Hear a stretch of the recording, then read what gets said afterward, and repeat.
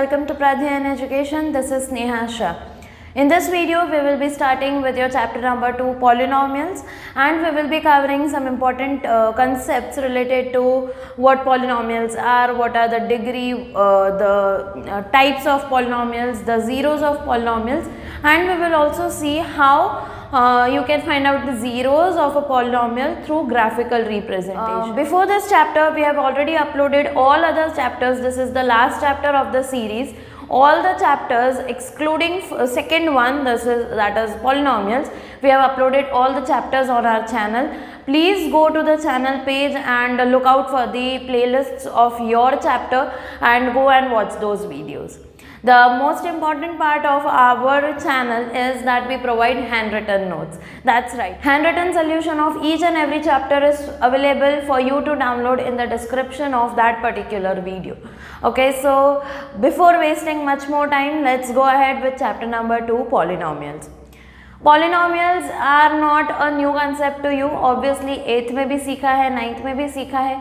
जो expressions होते हैं in terms of x or any variable for that case, we call them polynomials. Polynomials, nominal term stands for term, the particular phrase, and poly stands for many. So an expression expressed in terms of many terms, expressed in the form of many terms, is called a polynomial. Agar that polynomial is in the form of x, matlab if it is a polynomial in terms of x, we call that p of x. P is a function of x, okay? Function of x in the sense the value of that particular expression changes with the value of x. So there are multiple types of polynomials. If I write 4x plus 3, it is also a polynomial. 2x square plus 8x plus 3 is a polynomial. Cube, then raised to 5, then raised to 6. Anything that is in terms of a single variable. That is important कि हर एक term में जो variable होगा वो single variable होगा, तो ही वो एक polynomial कहलाएगा. Correct?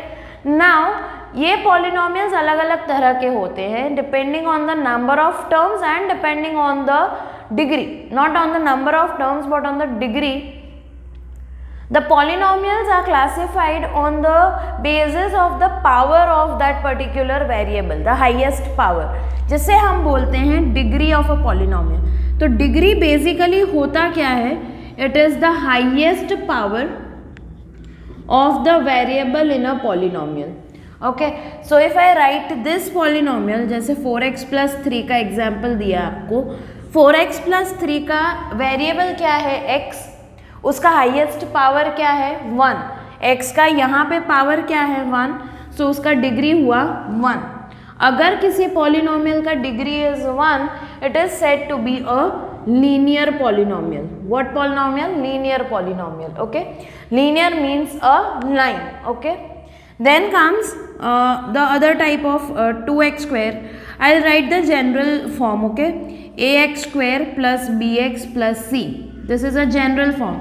जैसे quadratic equations में भी देखा है, right? This is a general form of a quadratic polynomial. जहाँ पे degree of polynomial क्या है? 2. So we call it a quadratic polynomial. Okay? Then you have to study up till cubic polynomial, so it is written like this. यहाँ पे degree है 3 and it is called a cubic polynomial. Okay?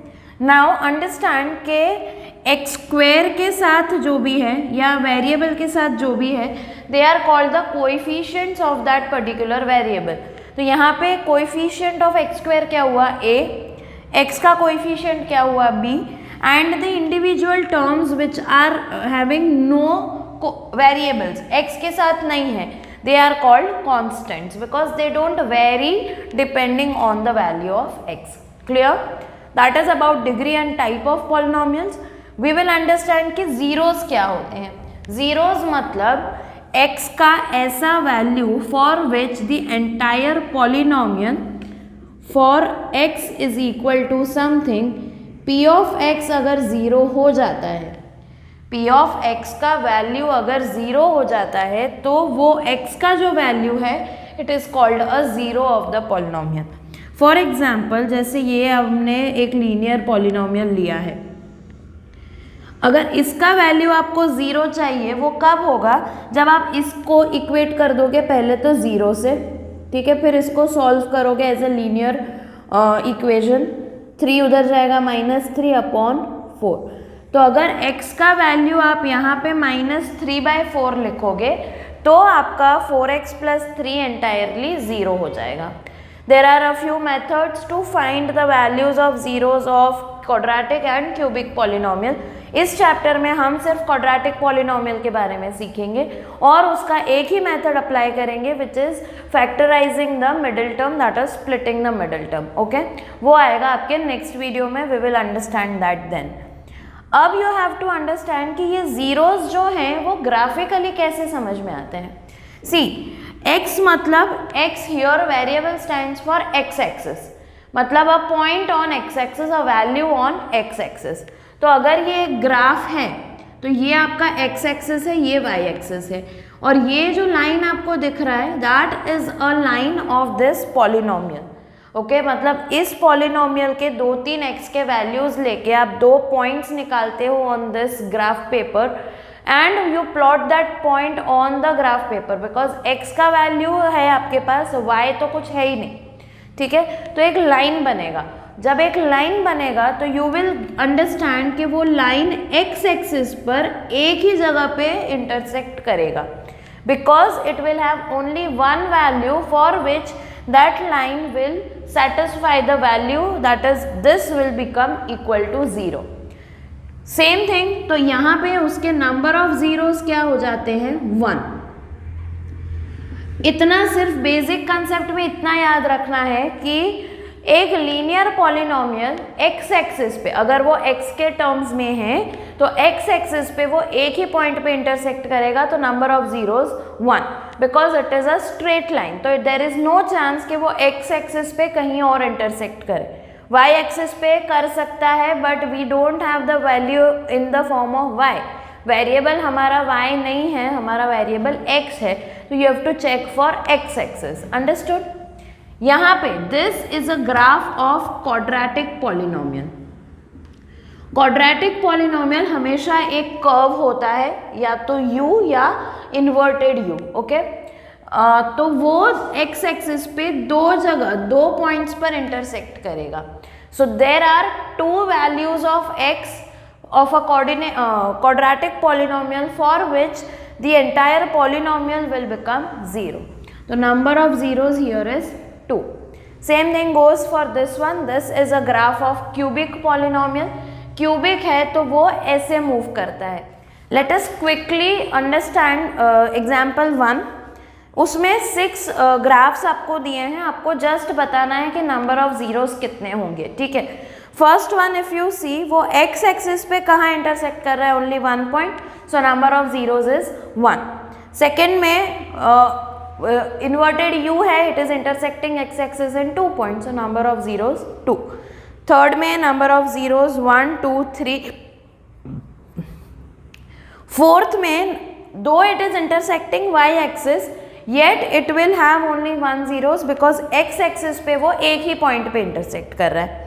Fifth one again it is simply touching the x axis, it is not intersecting, वो 2 points में नहीं, वो एक point पे touch करके निकल रहा है, so again only 1 zeros. And sixth पे 1 2 3 and 4 times it is touching the x axis, intersecting the x axis, so 4 zeros. Clear? Same thing is in your exercise 2.1.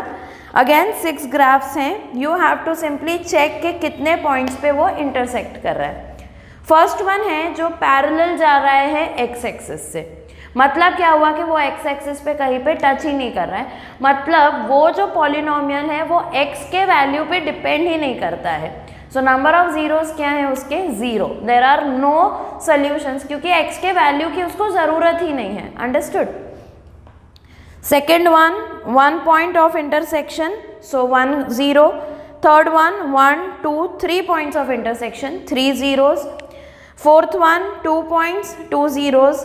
Fifth one 1 2 3 and 4 points 4 zeros. And sixth one 1 2 and 3 points, so 3 zeros. That is how simple graphical representation is for polynomials. So that was your graphical representation. In the next video, we will be starting with how to find out the zeros of given polynomials. वो linear भी हो सकते हैं, quadratic भी हो सकते हैं. There is one example, example number 5, जहाँ पे आपको you have to deal with cubic polynomial, but वो एस्ट्रिक मार्क है. सो गुजरात बोर्ड वालों को तो शायद ही पूछेंगे एग्जाम में, but CBSE students have to understand that particular question.